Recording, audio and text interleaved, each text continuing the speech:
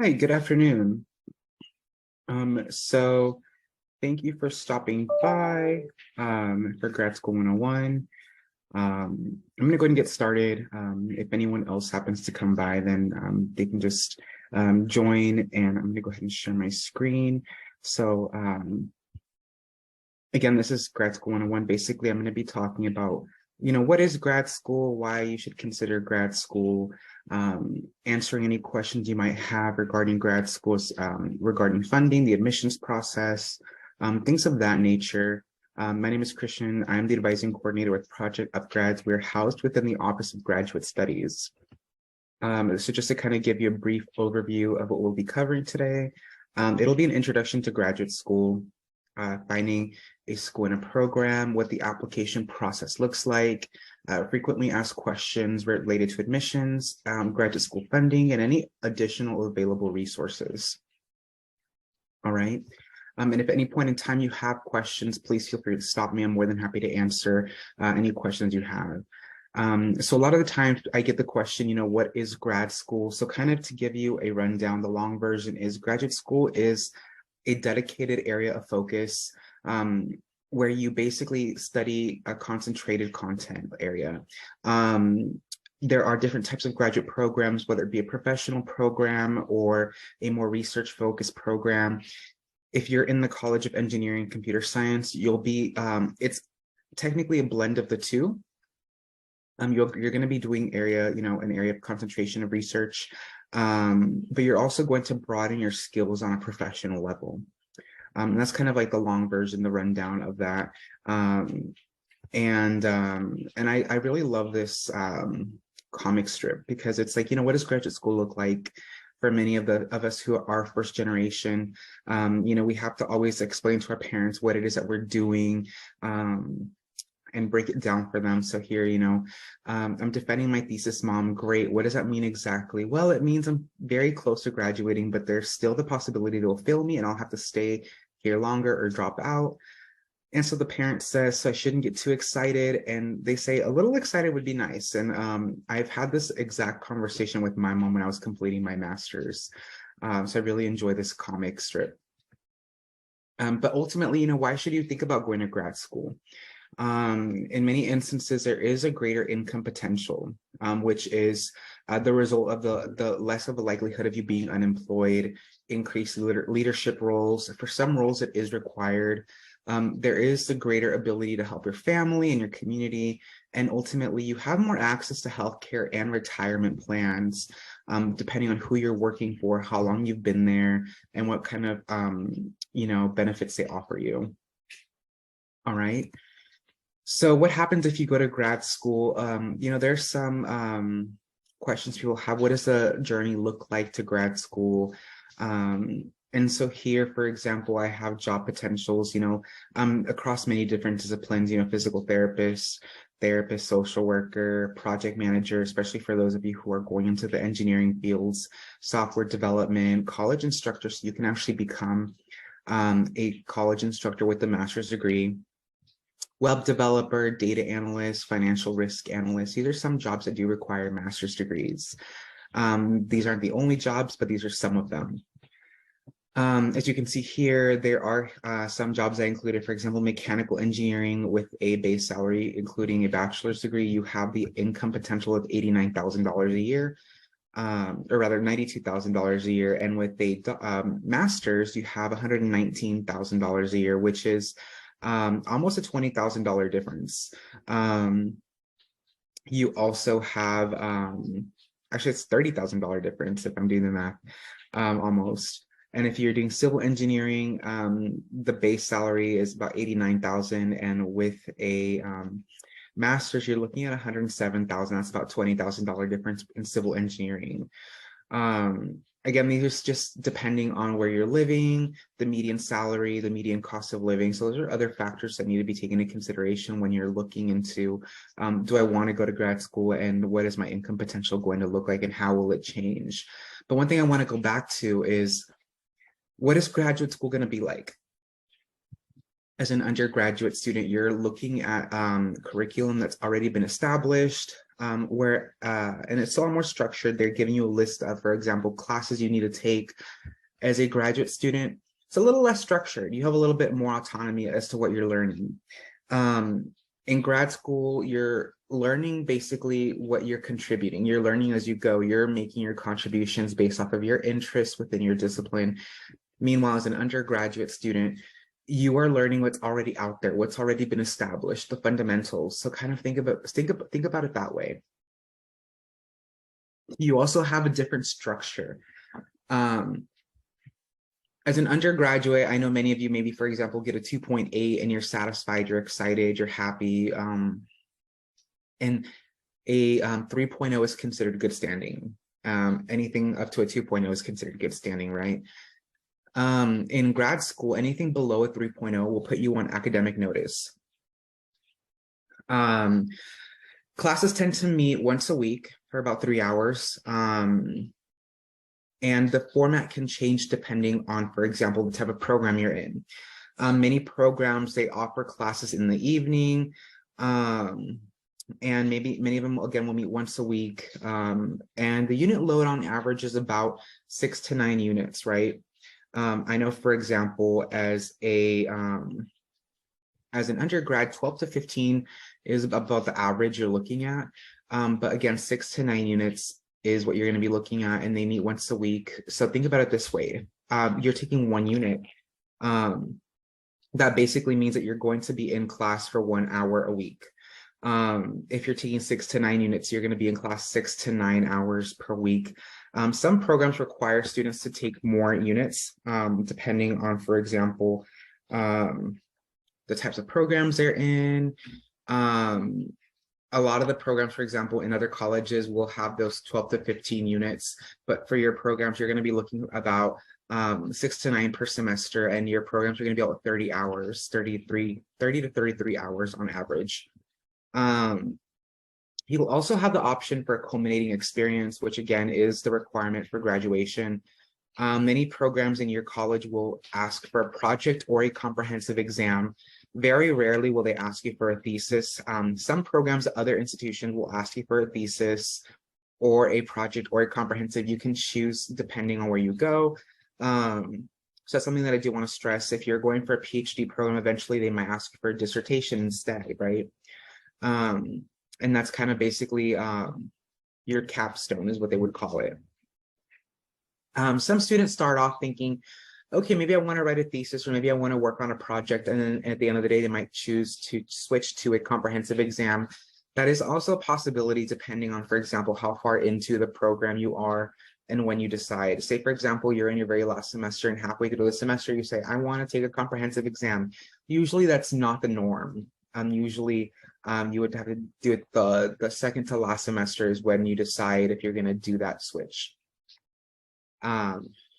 So one thing I want to talk about is, how do you find a school and how do you find a program? How does that all come to fruition? You have to ask yourself, what kind of experiences are you looking for? What kind of opportunities you're wanting? What do I need to be prepared for, and how can my program prepare me? So that goes to say, what are your interests? What kind of schools and programs are you interested in? And how do you prepare your application once you know where you want to go? So there are the top two, which are going to not be options for you. These are just what the kind of educational institutions there are. But the bottom two are where you're going to be looking toward. There are 8 public research universities in the state of California, known as the UCs, and 23 public universities in the CSU system. As far as private universities go, there are 4 types of private universities. There are private research universities, for example, like USC and Stanford. Then there are religious private institutions, for example, Santa Clara University and San Diego University. Then there are liberal arts colleges like Chapman and Occidental. And then there are small specialized universities, which may include, medical schools, law schools, and other schools, for example, Caltech, which are STEM universities, or even MIT. So those are kind of the types of private universities that there are out there for you to explore.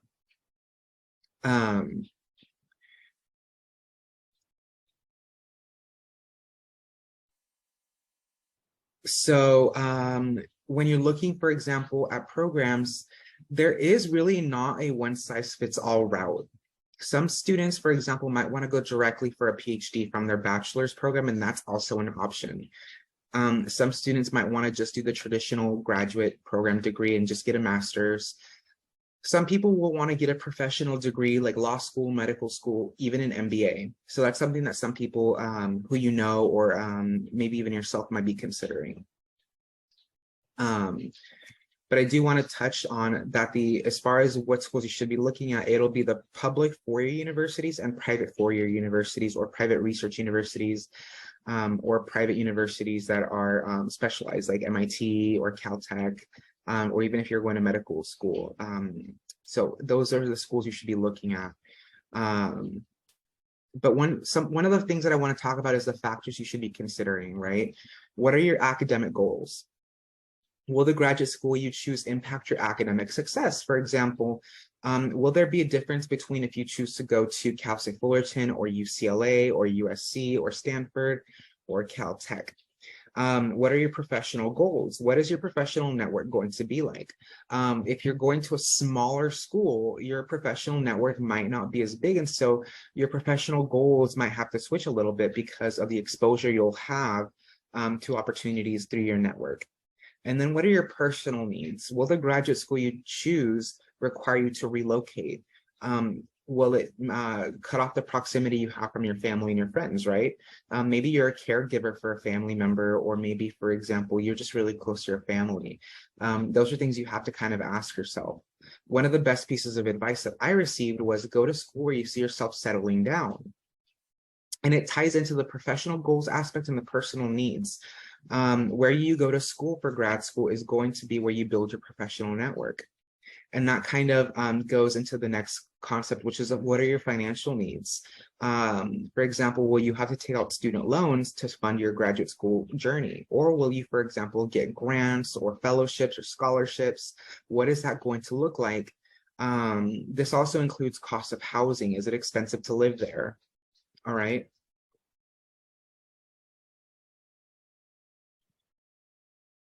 And then here's kind of a timeline that I've created. This is not the perfect timeline. This is just kind of an ideal one. For example, by your first year of college, you should be looking into getting your feet wet, which you've already done. By your second year, you should be looking into any programs that you're really interested in. By your third year, you should be making sure you're fulfilling those requirements, and by your fourth year, you are already applying to grad school. So this is, again, not the perfect timeline, just an ideal one. It's not perfect because I know there's students who graduate in 5 or 6 years, or students who graduate even sometimes in 3. There are those who transfer from another community college or even another university. So this is just an example. So don't feel pressured to thinking that, oh, I have to have this completed in that time span. Right. So the next thing I want to kind of rewind and recap is maybe, for example, for a fact you don't want to go to Cal State Fullerton for grad school. One thing that I recommend is looking at the following websites. That being petersons.com/graduate-schools, gradschool.com. But the last one of the 4 here is my favorite. Maybe, for example, that you want to attend a CSU. This website actually lets you search through every single CSU in order to be able to find a grad school that relates to your discipline, right? Maybe, for example, some programs are online, and that's something that you're genuinely invested in, is finding an online program. And so this website can help you find, for example, if there's a hybrid program, an online program, or a fully face-to-face program. The next one that I want to talk about is a lot of students have this misconception that if you go and get your PhD or your master's, that you have to become faculty at a university, which is not at all the case. Engineering fields are one of the very special fields that, for example, you can go work for Apple or Google with a PhD in research and development. They need researchers.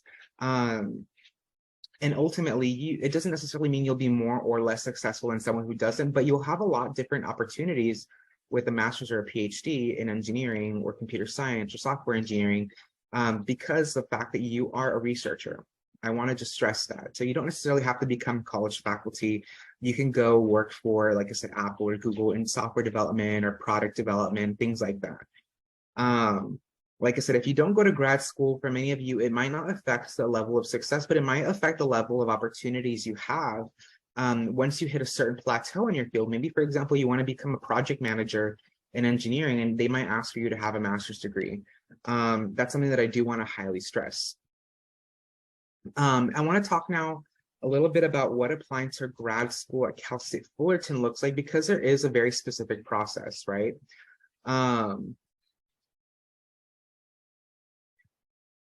So here at Cal State Fullerton, we do have a two-step admissions process.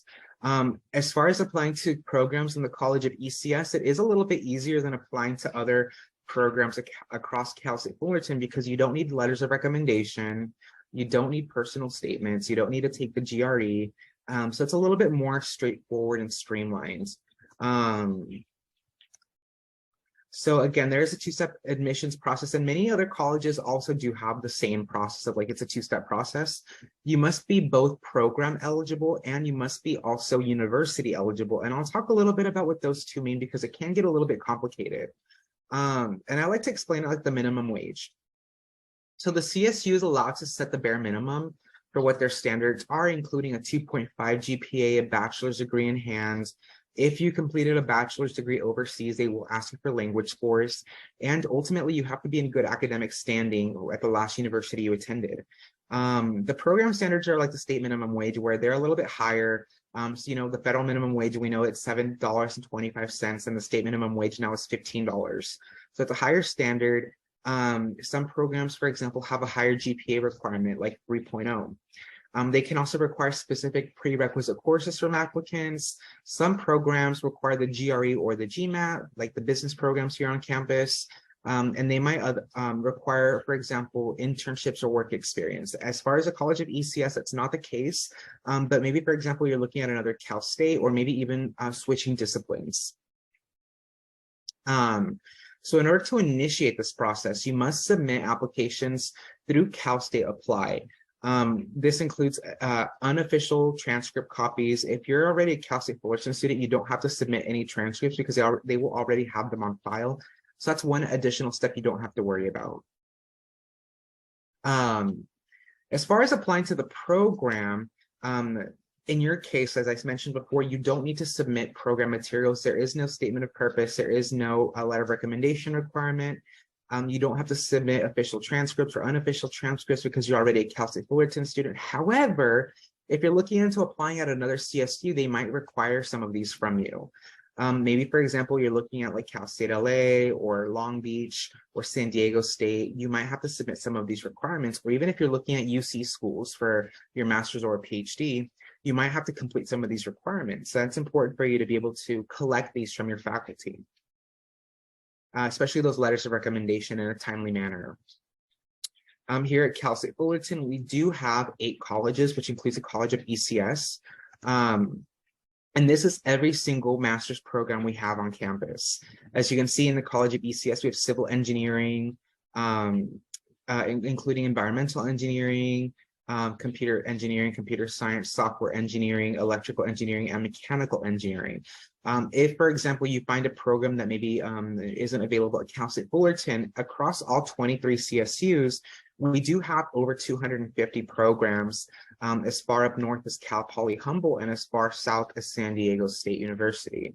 There are also certain programs that don't require you to have the respective bachelor's degree. Maybe, for example, you want to get an MBA, you don't necessarily have to have a Bachelor of Arts in Business Administration. Maybe, for example, you want to switch into an area, for example, like public administration. There's only 3 prerequisite courses that you need for public administration. So I do want to stress that as well.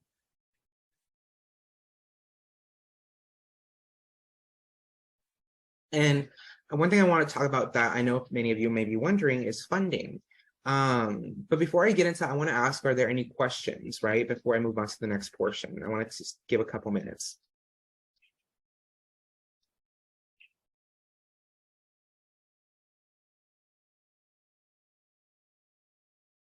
And if there aren't any, maybe if you have questions later on, that's totally okay as well. But I do want to talk about funding and what that looks like, all right? So if you're, as a graduate student, the funding from federal grants goes away. You are no longer eligible for federal grants, but there are other opportunities that you can receive funding from, for example, the state university grant. And I'll talk a little bit about what the state university grant is, what it covers, what it doesn't cover. You can also apply for scholarships and fellowships. For example, like the Palante Fellowship Program, which I currently oversee.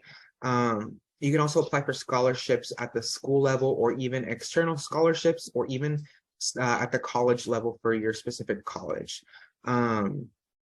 Loans are also an option, and I always tell students, loans should be seen as more of a last resort. So there are sometimes exemptions to the 2.5 GPA. I see that there's a question in the chat. Some programs will only look at your last 60 units. So say, for example, you just did really poorly your first 2 years because maybe you struggled with like math, or maybe you struggled with, for example, English or history. If you have a 2.5 GPA, in your last or your first or your overall GPA, but your last 60 units, you're very consistent in what you get. Maybe, for example, you're pulling 3.0s every single semester, your junior and your senior year. Those are something that they'll take into consideration too. They'll take whichever one of the two is higher. Generally, that's a rule of thumb. One thing that we can do is also take a seat and look at your transcripts individually and break down your last 60 unit GPA and calculate that by hand and say, okay, do you need to take community college classes after you graduate? One of the nice things about the College of ECS is that they do for most programs offer spring admission as well. So say, for example, you need to take a semester off to take community college classes to raise your GPA, then they'll also take that into consideration for spring. So one of the things that people do oftentimes is maybe they don't have the GPA. They'll go take community college classes because they're not looking, for example, at what your GPA is from your upper division. They're just looking at your most recent because they want to see, are you a consistently good student? And I see that you're saying your major,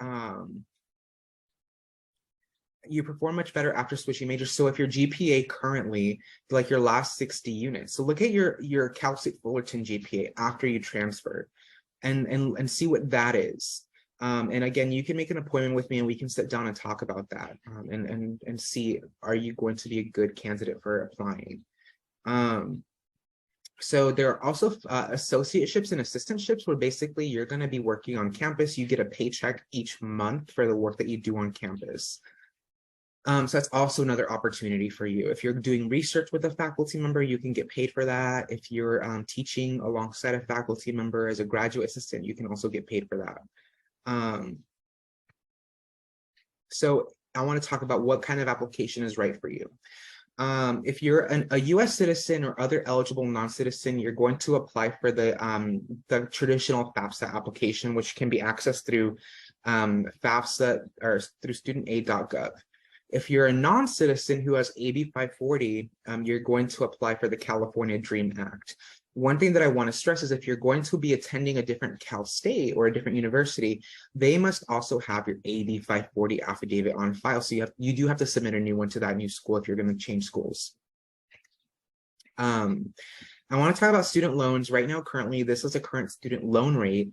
So we are currently at an all-time high at 6.54% for those unsubsidized student loans. The one caveat about those loans is that they start accumulating interest the second they hit your student accounts. And one thing that I also want to stress is that students oftentimes take out more than they actually need. It's really important for you to ask yourself, how much will it actually cost me to get this degree and how much do I need to take out?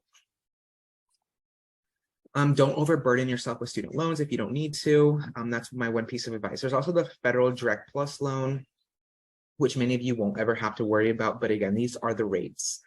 There's also the California Dream Loan for the Dreamers. Again, making sure that you're having that affidavit on file, must be enrolled at least half time, which in grad student terms is 6 or more units. demonstrating financial need, meeting SAP. You can't have defaulted on a student loan in the past, must complete loan entrance counseling, MPN, master promissory note, and loan entrance counseling.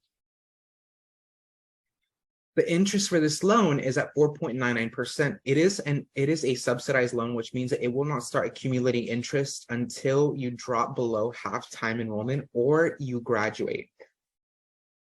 You can get this loan at the UC or the CSU with the maximum of $20,000 for the lifetime of the loan. Each year you are allowed to take out $4,000 if this is you, if you're a dreamer. And again, it will not accrue interest until after graduation or until you drop below half-time enrollment. The state university grant, in order to qualify for this one, you have to file FAFSA before March 2nd, have an EFC or estimated family contribution of $4,000 or less, be a California resident or AB 540 eligible. This means be a US citizen in California or AB 540 eligible. So if you are AB 540, so if you file California Dream Act, be enrolled at least half-time, so that's 6 or more units. And as a graduate student, you will now be considered independent. So that means your parents' income is no longer factored into your financial aid package. There's also the Palante Fellowship Program, which is awarded to students in the colleges of HHD, HSS, ECS, and NSM. And this one awards $1,000 to students, $500 in the fall and $500 in the spring. This application requires the actual form and one letter of recommendation, with the deadline being on March 2nd. If you are applying for fall of 2023, you can apply for this once it opens, even if you haven't been yet admitted into your program. All right, so it's something that you should take note. There's also the GRAD Equity Fellowship. So the GRAD Equity Fellowship awards students at Cal State Fullerton with anywhere between $500 and $2,000. Every CSU has a GRAD Equity Fellowship. So even if you don't attend Fullerton, you can apply at another school. The application requires the application form, a personal statement, and a letter of recommendation. And the deadline is usually around the first or second week of May. We also have other scholarship opportunities on campus through the general scholarship application. So I do have a separate workshop that does cover how to file FAFSA if you are FAFSA eligible. I do have a workshop where I go step by step over financial aid, what the scholarship application looks like, and what the FAFSA application looks like. So if maybe, for example, I'm not covering something related to that here, you can also check out that workshop. Or if you're already applying and you have questions about your application, you can attend my Cal State Apply workshop or set up a one-on-one appointment with me. So I do want to stress that. We also have associateships, assistantships, and other student employment opportunities. For example, if you wanted to research with a faculty member, if you wanted to teach a class on campus as a grad student, you can do that. You would just have to contact, for example, the Career Center, your individual college, the department, faculty, or the Office of Graduate Studies. So here at Cal State Fullerton, we have tons of resources for students, especially grad students. We have, for example, the Grad Study Center, the Polak Library. At the Polak Library, there is a specialized librarian for every single discipline. So every discipline does have an assigned librarian. So if you're doing research, you can contact them. We also have, of course, tons of places to eat. I know many of you, for example, transferred during the pandemic and maybe haven't had the chance to explore campus. We also have other places, for example, like the Student Union and DIRC, so the Diversity Initiatives Resources Center. We also have writing consultants. Say, for example, you're writing a research paper and you get stuck, they will help review your papers.